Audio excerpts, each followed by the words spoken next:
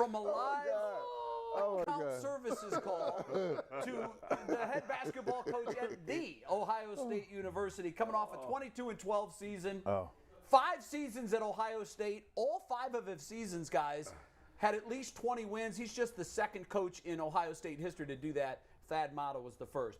Coach Holtmann, welcome to the Ultimate Cleveland Sports Show. How you doing, man? I'm doing great. Great to be with you guys. It's great to have you on, Coach. Good to see you. Coach. I'm going to let Brad Sellers start because he is our Ohio State basketball guru. He's our basketball guru. Who am I kidding? And he's anxious to talk to you, so go ahead. Coach, I'm going full scale Ohio State here. My hat first, jersey, right? I know you're holding down. I'm holding down the fort in Cleveland up here for you, right? How you doing? Yes. I'm doing good, Brad. I'm doing good. It's great to see you, man. It's great to see you. You getting us prepared to resurgence to the top? Absolutely. We got an unbelievable class coming in, Brad. You're going to love it. It's the best in the Big Ten. It's a really good group of, there's a sweet spot right now in recruiting, as you guys know, because, you get a guy like a Malachi Branham, and he's a one and done. And and if possible, if you can find, that's great for our program, great for him, but in order to have some continuity, I think we've got some guys that we could see in Buckeye uniforms here for a few years that are coming in as freshmen. Well, let me ask you this, Coach, because you live in a changing landscape here, right? And I know you're working in the obviously, I think one of the best universities in this country as it comes to sports. But I would tell you, the way the NCAA has now structured some of the rules now, this transfer portal. This thing is crazy, right? How do you feel about this transfer portal? Brad, I tell you, man, and your guys know that because of how well you guys cover sports. It is a really a different day and age. And Ryan Day, our football coach, we've had a lot of conversations because those that have followed college basketball know that the transfer portal has really come into effect at a high level, really the last 10, 12 years. Waivers have come into play, and you've seen a wave of college basketball transfers at a significant level, really as much as 45% of first-time freshmen end up transferring in college basketball, and you've seen that for a while. And I remember talking to Ryan in the spring, and it's just like, what football has seen across the board in college football, basketball's seen for the last few years. And it's, as much as possible, you just try to embrace the differences of our game now than it was 10 to 15 years ago. Does it bring some challenges? Sure. But we've also benefited from the transfer portal here at Ohio State. We've had some really good ones that have come through and been really good players for us. Coach, when you look at beyond the transfer portal, obviously, and this is not a new trend, but with guys leaving after 1 year, your best players, in all the big universities leaving so often, as a coach, you develop relationships with players, obviously, but if consistently your best players leave after 1 year, how hard is it to develop the chemistry amongst the team and between you and your players? It's the biggest challenge. Any coach will tell you right now in college basketball, as a college basketball head coach, the biggest challenge here is roster continuity, and in the midst of the transfer portal and obviously your best players, professionalizing. Right. And we've had since we've been here, our best players have professionalized early. Now, we had a guy like Kyle Young who was a phenomenal player for us, but wasn't necessarily a guy that could go and play in the NBA. He was here for 5 years. Right. And we were blessed to have him for 5 years. We had Justin Arns for 4 years. We're going to have another kid, Justice Suing, who was a transfer for 4 years. But like E.J. Liddell, terrific player for us. But we're only going to have him for 3 years. Malachi Branham, we're only going to have for 1 year. Dwayne Washington, who helped us get to the Big Ten championship game as a junior, we thought we were going to have him back this coming year. He goes to now this G League combine, It used to just be the NBA combine. Now it's a G League combine. Plays well there last summer, and then plays so well that he gets invited to the NBA combine. And I told him at that point, I said, hey, Dwayne, if you get invited to the NBA combine, you probably need to take a serious look at leaving. I'd love to have you back, but it may be time for you, the best decision for you and your family. So navigating all that, it's why I don't sleep any after the season gets over with. I don't only during the season, but I certainly don't sleep after the season. Tough. Well, you know, Coach, let's add some more to your plate. You know, you already don't sleep as it is with trying to get kids to graduate. You're on the road recruiting. We just got done talking about the NIL, and NIL is something that just kind of got dropped on the NCAA. The legislation came out in California, and kind of NCAA and schools were scrambling around to figure out what's the rules, what kind of infrastructure we have. You know, can you tell me what you guys have in place now for your students to make sure that, you know, they are doing certain NIL deals and it's above board, and what sort of infrastructure and counseling do you have for students who are now in a position to earn money from the name, image, and likenesses, and what are some of the pitfalls that you coaches are seeing in terms of how to control this thing and how to, you know, best facilitate the program? Yeah, no, it's a great question because it's really at the forefront, I think, of all of our minds. When we heard about name, image, and likeness, and you started hearing about this a couple years ago, in our minds, we kind of said, we get it. It totally makes sense. Athletes at universities should be able to profit off their own name, image, and likeness. There's too much money in college football and college basketball and in college sports in general. They should have that opportunity. I think as it really came into play here in these last few months, what we started to see is the idea of not necessarily what it was intended for, and this idea of how it impacted recruiting, both in transfer recruiting and then in high-level prospects. You know, and whether it's involvement from third parties or whatever, but the idea of, okay, hey, what opportunities can this school provide for me? And I'm not going to make a decision maybe until I know, you know, what those opportunities can and will be. And I think that's where you saw the last couple of weeks, the athletic directors at major conferences get together and say, we've got to get a handle on how it's impacting the recruiting aspect of it versus how it's impacted the current student athlete. And for us, you know, EJ Liddell, he had a deal with a bank this past year. We've had guys. Zed Key had bank deals with automobile, some auto sellers here in town. Several of our guys have gotten cars as a part of their deals and their work with local businesses. So our guys have benefited. But, you know, we really followed the leadership of Gene Smith, our athletic director here, who's the best in the country. And he's kind of given us a direction on, hey, this is what we want NIL to look like. We have Open Doors, which is a company who has takes all the deals from our athletes and helps assist them with that process. Our athletes now, some of our athletes have representation, NIL representation, that help them with this. We communicate to our athletes about, hey, you got to pay taxes on this money. Yeah. So there's an education process that goes along with this. With all of our athletes, it starts as soon as they get here. So it's a lot. It's kind of a new element of this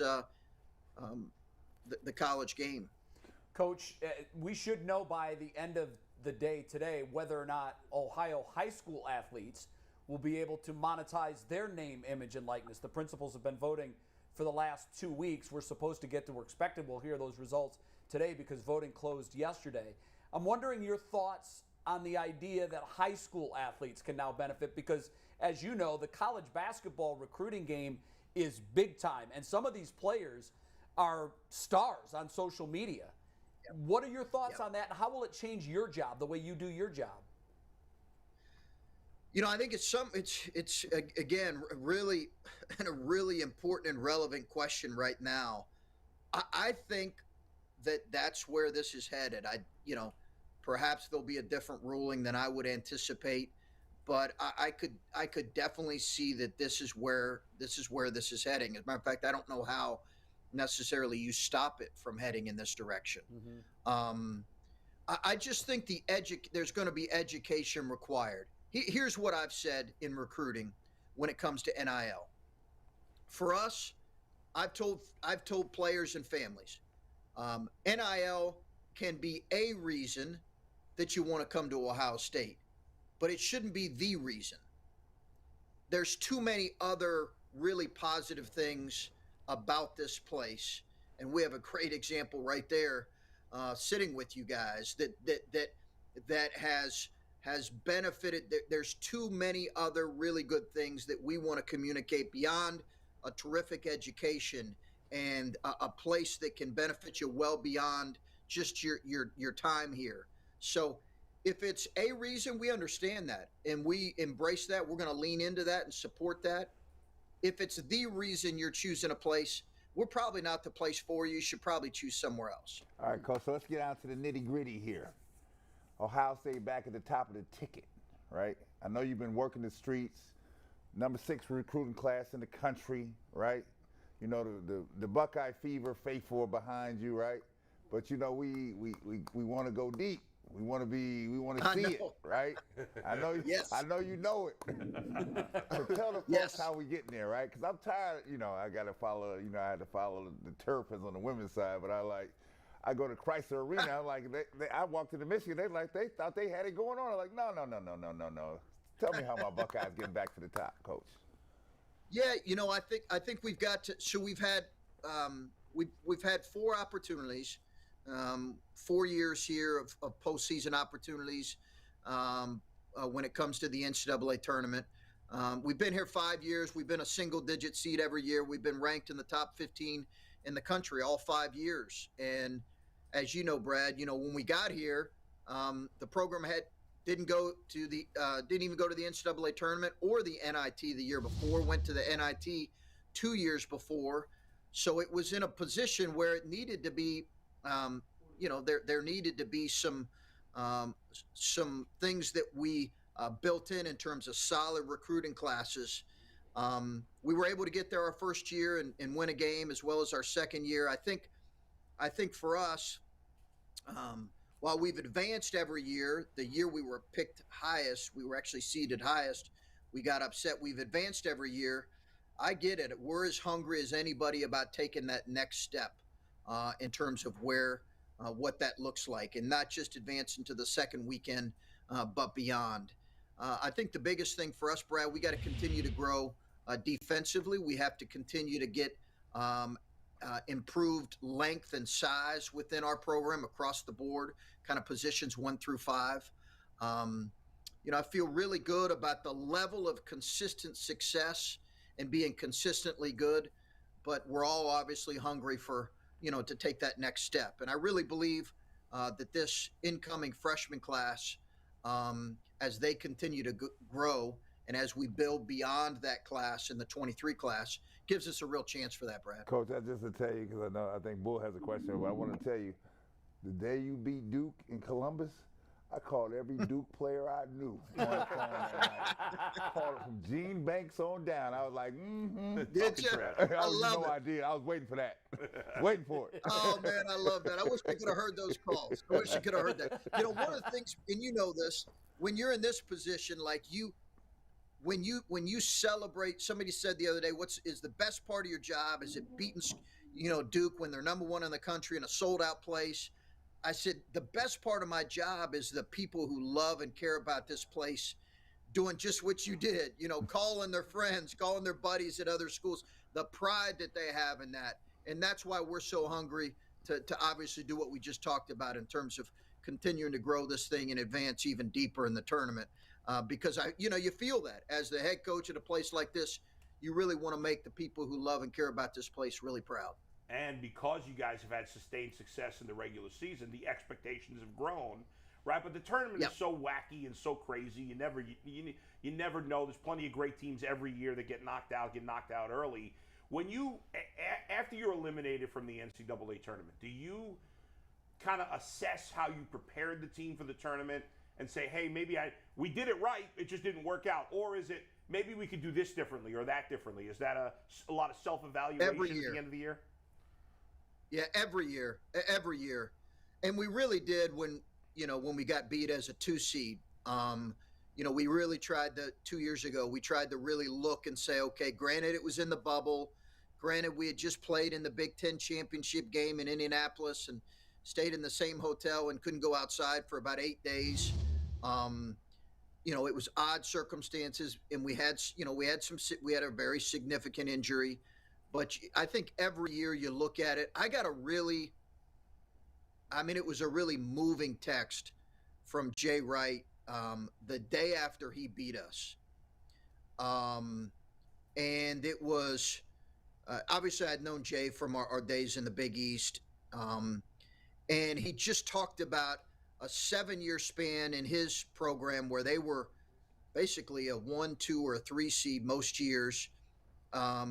1 year they did make the tournament, but he had like a 6-year stretch where they didn't even win a game in the tournament, or they won 1 game, and then maybe 1 year where they didn't make the tournament, and then in the year 7 they broke through, and that was his first national championship.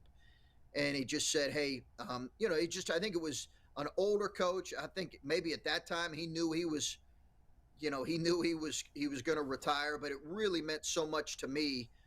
Just how encouraging it was. And I think that's the deal. Get there as much as possible. There's been 3 teams in the Big Ten. That's it. 3 teams in the Big Ten the last 5 years that have qualified for the NCAA tournament when you include the pandemic year. It's been us and the 2 Michigan schools. That's it. Wow. So it's hard to get there, but obviously we're hungry to continue to move the needle. Coach, you have a sign over your right shoulder there. It says Buckeye Values. What are they? Yeah, so just things we talk about, within our program, and truth, humility, respect, thankfulness, accountability, and I almost forgot toughness. Can't forget that. Hey, we get it. That's a lot. Those are great pillars, though, to build a program on. Why did you settle on those specifically? As much as, I think any coach will tell you, you kind of steal some ideas from other coaches and other programs, and the ones that you really respect. And, I think for me, as you kind of grow your coaching career and you study other programs, you say, okay, hey, what do they do that has made them really, really successful? And that's what we want our program to be about. And as you guys know, your core values, they can be hung on a wall and something that just is a sign, or they can be something that you and your program really embrace. And we try to embrace. It's not to say we're perfect or our kids are perfect, but I do think there's a belief in how we want to do things. And with a new group coming in, you better believe it's going to be something we talk about here throughout the summer. Coach, being at Ohio State, I think is sometimes a double-edged sword. We got the OG over here, Uncle Brad. He's an Ohio State alum. But I'll tell you what, it has to be tough being in a football school, right? And does that hit you a little bit and irk you a little bit, no matter how consistent you are? Ohio State's been to Final Fours. Ohio State's been championship games. It's kind of like it has a tradition. Guys like Bobby Knight played basketball there. All these great names, yep. But yet Ohio State is always in just considered a football school. And do you sometimes fight and struggle with that because of the tradition that the basketball program has too? I've really tried to embrace it, because I'm not stopping 100 year of, Buckeye faithful and what their allegiance and loyalties are at this place. It's ingrained. It is a football blue blood, and it has been for decades. And I've really tried to just embrace it. And I remember after one of the games, my first or second year, I wore an Archie Griffin jersey. And it was my way of just saying, hey, I've embraced what this place is. And I've gotten, I got close with Urban when he was here. And I remember Urban saying, this can be a football and a basketball. And I said, come on now, Urban. We always know, we know it's going to be a football school first. It's going to be a football school first. Yeah. What happens typically at our place is if we have big games in the non-conference, we have great enthusiasm, like Brad mentioned, the Duke game or the Villanova game from a couple years ago. But they really turn their attention to us once January rolls around. And we certainly have some. The thing I always crack up about is I know the football fans who are 90% football and 10% basketball, because when we lose one game in January and they turn their attention, they go crazy. They're like, I'm like, this isn't football, fellas. You can lose a game in college basketball. Coach, I would say you and I have a lot in common here. You coach Ohio State basketball. I coach my son's 9 and 10-year-old Little League team. It's not that much of a difference, but I need advice. Coach, we're off to an 0-2 start. I had them running 2-a-day practices yesterday. Today we got a big game. We cannot fall to 0-3. I know it's a different sport, but what do I have to do to get these guys motivated and on the winning track? What do you think? Well, don't panic. First of all, you're only 0-2. Don't panic. Okay, I was just going to say, whatever you do, don't do 2-a-days. Don't panic yet. It's early in the season.